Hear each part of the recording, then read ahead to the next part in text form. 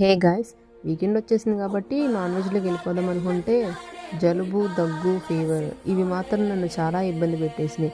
వీటిని పెట్టుకొని నేను ఆ నాన్ వెజ్ తింటుంటే రేపొద్దున నన్ను హాస్పిటల్కి అవి తీసుకెళ్తాయి. ఇవన్నీ ఎందుకులే అని నేను ఇంట్లో ఇలాగే ముద్దపప్పు ఆవకాయతో కానిచ్చేసా. కాకపోతే ఆ బిర్యానీలు, నూడిల్స్లు, ఫ్రైడ్ రైస్లు అవేం సరిపోతాయి ఈ టేస్ట్ ముందు.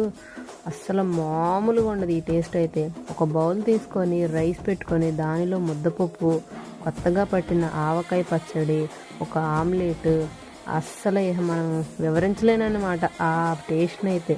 నేనైతే అసలు మామూలుగా ఎంజాయ్ చేయలేదు. ఒక స్పూన్ నెయ్యి వేసుకొని ఒక ముద్ద అన్నం పెట్టుకొని దానిలో మామిడికాయ ముక్క, కొంచెం ఆమ్లెట్ పెట్టుకొని తింటే అబ్బా ఆ టేస్ట్ అయితే హెవెనే.